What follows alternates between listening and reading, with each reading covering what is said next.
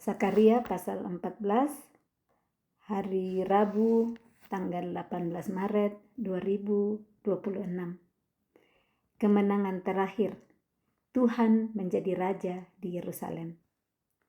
Sesungguhnya akan datang hari yang ditetapkan Tuhan, maka jarahan yang dirampas daripadamu akan dibagi-bagi di tengah-tengahmu. Aku akan mengumpulkan segala bangsa untuk memerangi Yerusalem. Kota itu akan direbut, rumah-rumah akan dirampoki, dan perempuan-perempuan akan ditiduri. Setengah dari penduduk kota itu harus pergi ke dalam pembuangan, tetapi selebihnya dari bangsa itu tidak akan dilenyapkan dari kota itu.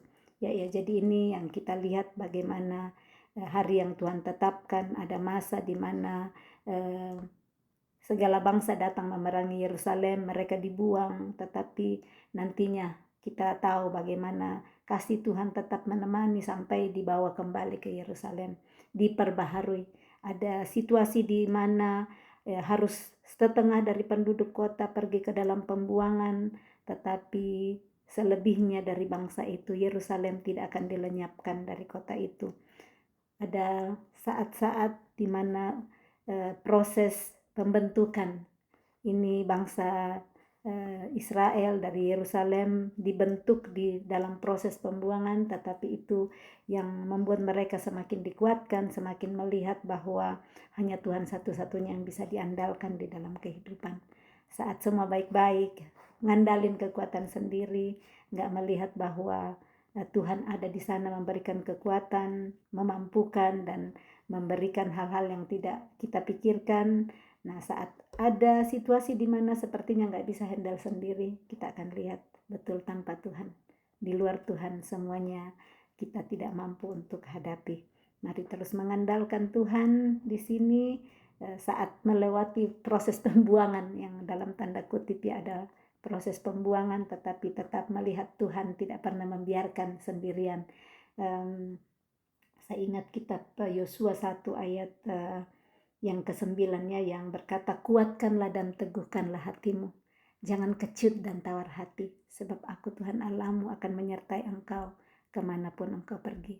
Jadi dalam proses pembuangan pun Tuhan kasih kekuatan. Jangan takut, jangan kecut hatimu, jangan tawar hati. Karena kalau kita mengalami proses pembuangan bisa banget itu hati kita kecut.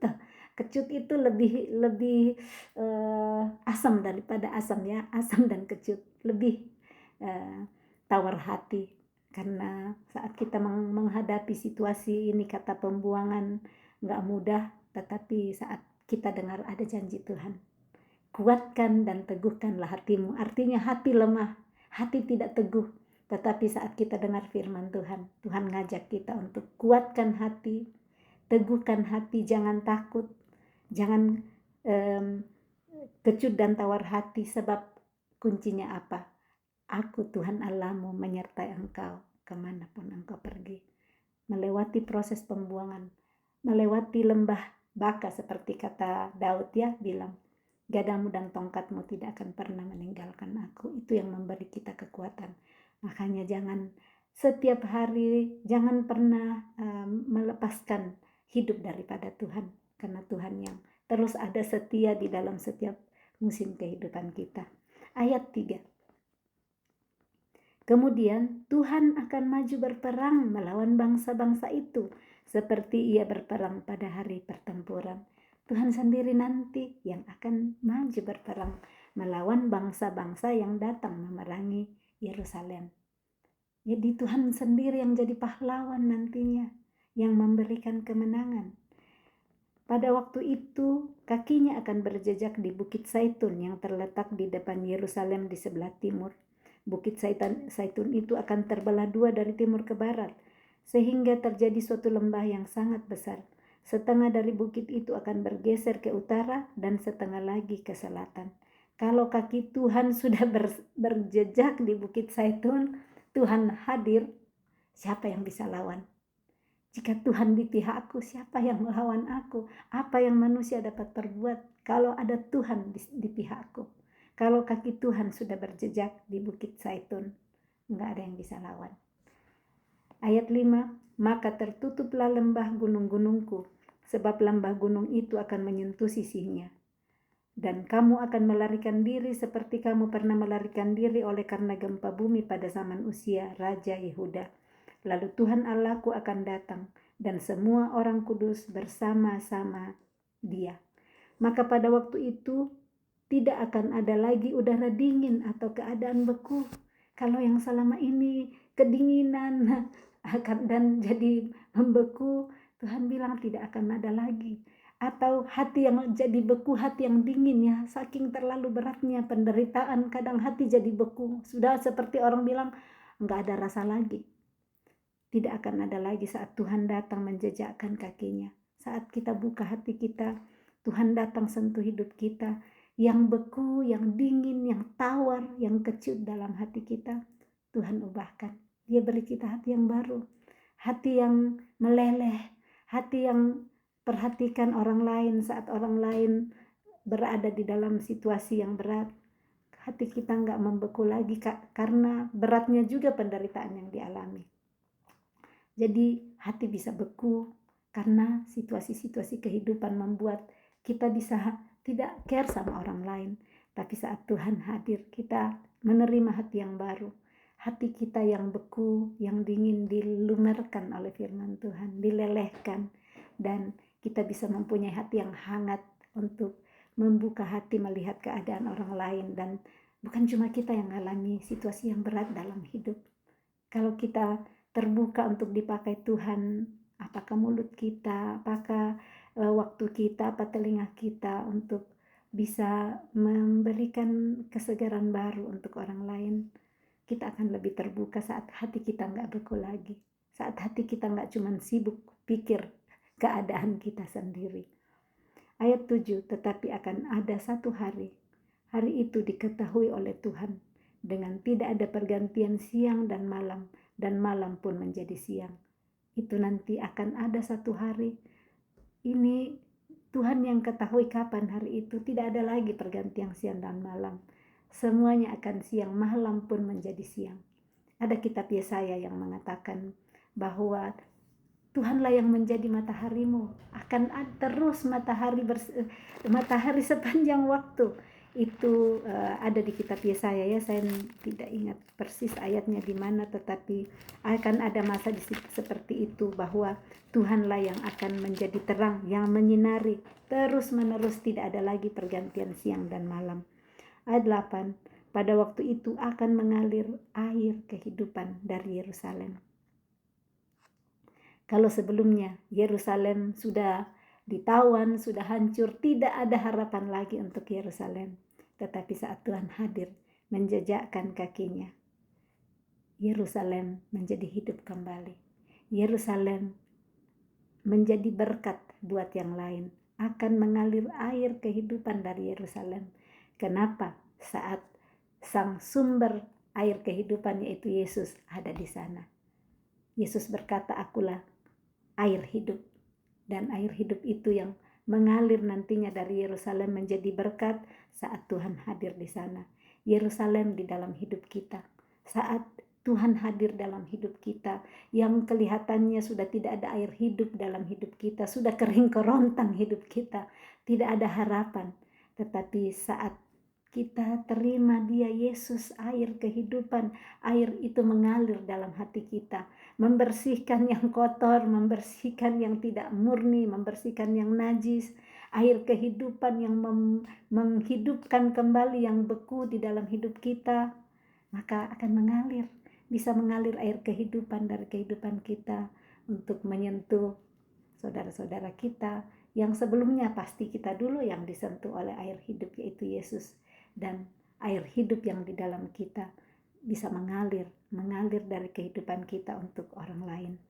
Saya ulang ayat 8, pada waktu itu akan mengalir air kehidupan dari Yerusalem, setengahnya mengalir ke laut timur dan setengah lagi mengalir ke laut barat. Hal itu akan terus berlangsung dalam musim panas dan dalam musim dingin. Jadi mengalir ke berbagai tempat. Air kehidupan, Tuhan rindu air kehidupan yang ada di dalam kita, yaitu Dia sendiri, untuk mengalir. Tapi bagaimana mau mengalir kalau ngadat di dalam kita beku? Makanya perlu dulu Yesus firman itu seperti api yang membakar, yang memanaskan. Nah, kalau yang beku-beku itu dibakar bisa meleleh ya. Kalau kita ibu-ibu masak, kadang simpan di kulkas, membeku naik itu minyaknya ya. Nah, kalau kita panasin bisa meleleh semua. Nah, yang beku-beku dalam hidup kita, Yesus yang penuh kasih, sang air kehidupan, api firman sanggup untuk membakar sehingga nantinya bisa dialirkan.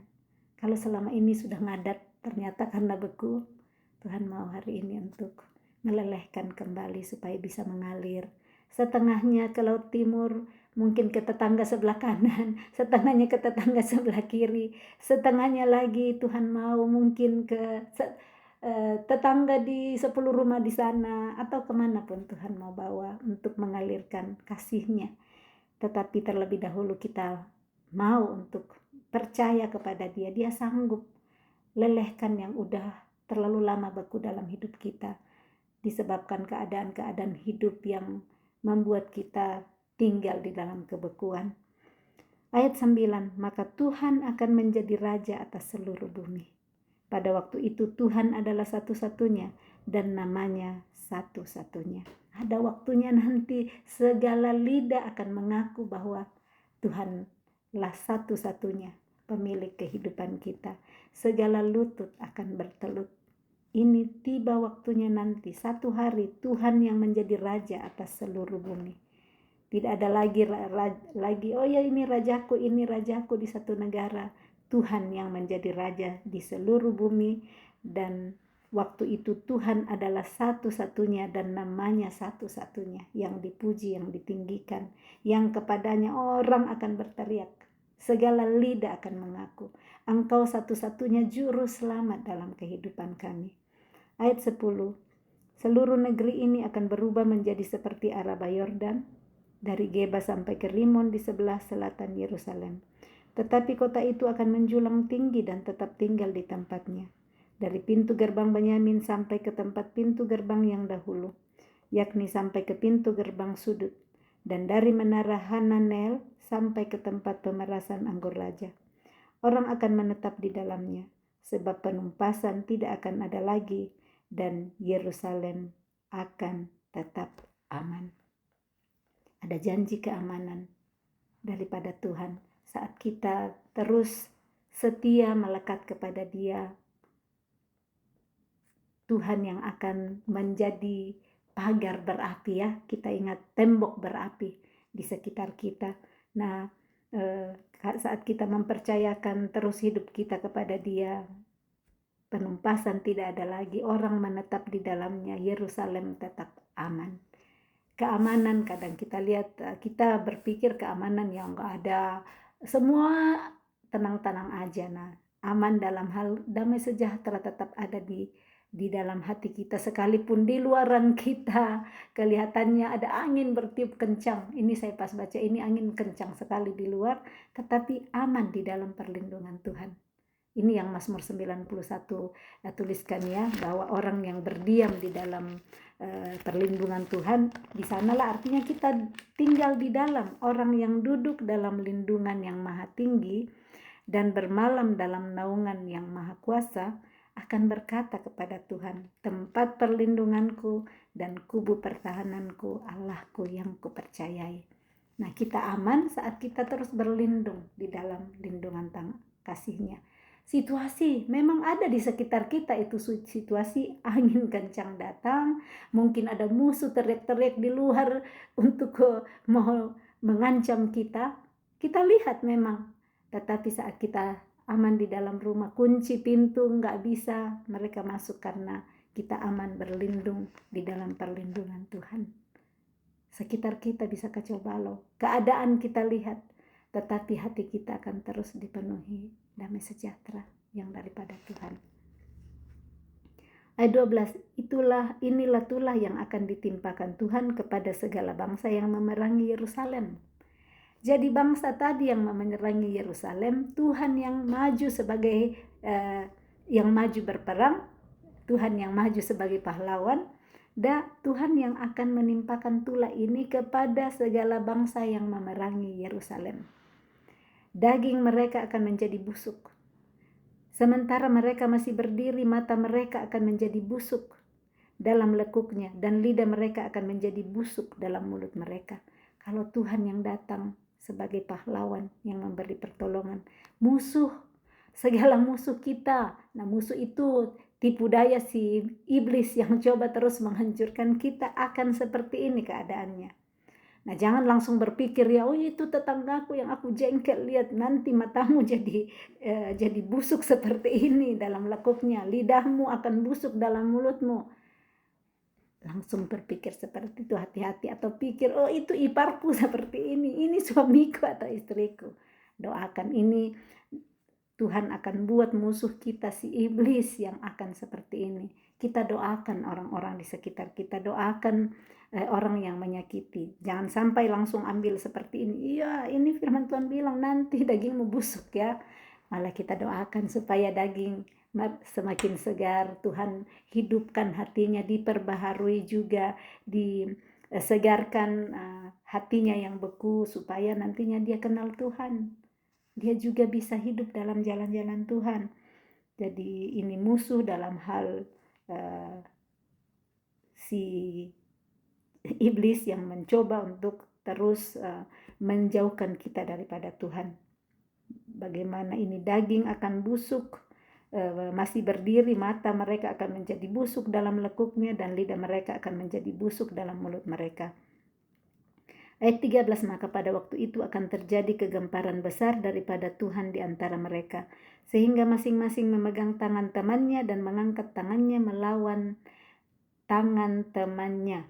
Juga Yehuda akan berperang melawan Yerusalem itu, dan dikumpulkanlah harta benda segala bangsa di sekeliling, yaitu emas, perak, dan pakaian dalam jumlah. Yaitu emas, perak, dan pakaian dalam jumlah yang sangat besar. Tulah seperti itu juga akan menimpa kuda, bagal, unta, keledai, dan segala hewan yang ada dalam perkemahan-perkemahan itu saat Tuhan yang membela. Tuhan bangkit sebagai pahlawan di tengah-tengah kita. Semua yang diandalkan musuh selama ini gak akan ada artinya. Kuda ini kan yang diandalkannya, kuda, bagal, unta, keledai, semua hewan. Tuhan hancurkan semua. Jadi mari kita adalah baik menanti dengan diam pertolongan Tuhan. Saat Tuhan yang berdiri sebagai pahlawan, Dia yang akan melakukan jauh lebih daripada yang kita pikirkan. Yang kita lakukan hari ini adalah tetap setia, percaya kepada Dia, lakukan bagian kita dari hal kecil setiap hari. Kita lakukan itu saja, pembela kita adalah Tuhan yang tampil sebagai pahlawan yang menolong kita. Ayat 16, maka semua orang yang tinggal dari segala bangsa yang telah menyerang Yerusalem akan datang tahun demi tahun untuk sujud menyembah kepada Raja, Tuhan semesta alam, dan untuk merayakan hari raya Pondok Daun. Tetapi bila mereka dari kaum-kaum di bumi tidak datang ke Yerusalem untuk sujud menyembah kepada Raja, Tuhan semesta alam, maka kepada mereka tidak akan turun hujan. Dan jika kaum Mesir tidak datang dan tidak masuk menghadap, maka kepada mereka akan turun tulah yang ditimpakan Tuhan kepada bangsa-bangsa yang tidak datang untuk merayakan hari raya Pondok Daun. Itulah hukuman dosa Mesir dan hukuman dosa segala bangsa yang tidak datang untuk merayakan hari raya Pondok Daun. Ayat 20, pada waktu itu akan tertulis pada kerencingan-kerencingan kuda, kudus bagi Tuhan, dan kuali-kuali di rumah Tuhan akan seperti bokor-bokor penyiraman di depan mezbah. Maka segala kuali di Yerusalem dan di Yehuda akan menjadi kudus bagi Tuhan semesta alam. Semua orang yang mempersembahkan korban akan datang mengambilnya dan memasak di dalamnya, dan tidak akan ada lagi pedagang di rumah Tuhan semesta alam pada waktu itu. Amin. Ya, demikian pembacaan firman Tuhan Sakaria pasal 14 yang menjadi penutup dari keseluruhan kitab Sakaria. Luar biasa Tuhan memberikan penglihatan firman-firmannya kepada Nabi Sakaria, yang pastinya juga saat kita baca Roh Kudus yang membukakan kepada kita hal-hal poin-poin yang dia rindu untuk sampaikan kepada kita, dan Roh Kudus kiranya yang mengajari, menuntun kita untuk hidup sesuai dengan jalan-jalan dan kebenarannya melalui setiap pembacaan firman yang sudah kita baca. Kita di hari berikutnya kita tinggal membaca Maleakhi 1 sampai Maleakhi yang keempat, dan kita menyelesaikan perjanjian lama. Tuhan baik, teramat baik, sungguh baik. Kiranya pikiran kita semakin dipenuhi oleh pikiran Kristus dari hari ke hari.